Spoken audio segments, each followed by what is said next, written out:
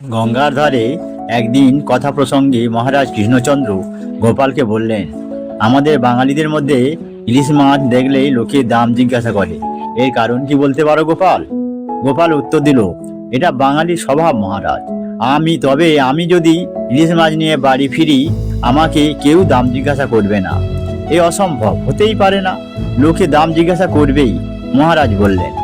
গোপাল মহারাজ কৃষ্ণচন্দ্রকে বললে, আমি নদীর ধার থেকে হাতে করে বাড়ি পর্যন্ত ইলিশ মাছ নিয়ে যাব, আমায় কেউ একবারও দাম জিজ্ঞেস করবে না। আমি হরফ করে বলতে পারি, পরখ করে দেখতে পারেন।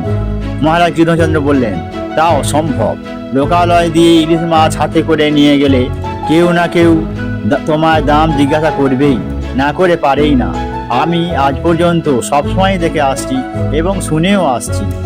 গোপাল আবার জোর গলায় বললে, ইলিশ নিয়ে আমি নদীর পাড় থেকে লোকের ভিড়ের মধ্য দিয়ে বাড়ি পর্যন্ত যাব, আমার কাছে একবারও কেউ দাম জিজ্ঞাসা করবে না, দেখতে পারেন। মহারাজ কৃষ্ণচন্দ্রের অন্য বন্ধুরা বললে, এ হতেই পারে না, দাম অবশ্যই জিজ্ঞেস করবে, না করে পারে না। গোপাল বলল, তর্কাতর্কি করে লাভ নেই, আমি হাতে হাতে প্রমাণ করতে চাই। এবং গোপাল আরও বলল, আমি অসম্ভবকে সম্ভব করতে পারি কিনা আপনি দেখুন।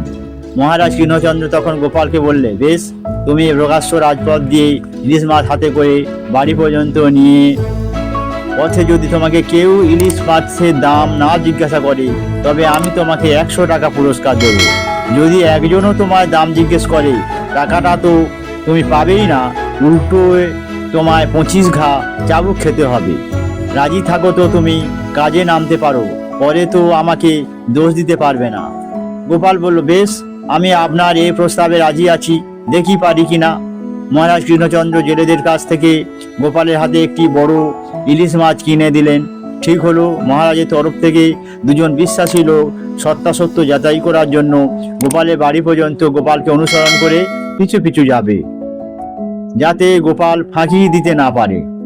কথা মতো ইলিশ মাছ হাতে ঝুলিয়ে লোকালয়ে পা দেবার আগেই কিন্তু গোপাল একটা গাছের নিচে পরনের কাপড়খানা পাগড়ির মতো করে মাথায় বেঁধে নিল, কপালে কিছু কাদা মেখে নিল।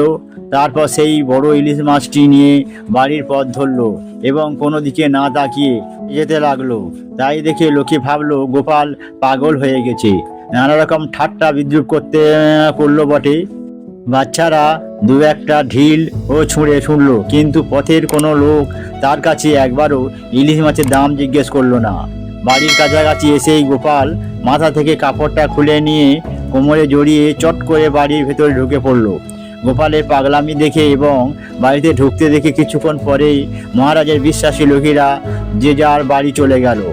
মহারাজ কৃষ্ণচন্দ্র বিশ্বাসী সঙ্গীদের মুখে সব ব্যাপারটা শুনে অবাক এবং হতবাক হয়ে গেলেন। তখন বাধ্য হয়ে তাকে প্রতিশ্রুতি অনুযায়ী 100 টাকা পুরস্কার দিতে হলো। মহারাজের ধারণাই ছিল না যে গোপাল অসম্ভব কাণ্ড করবে।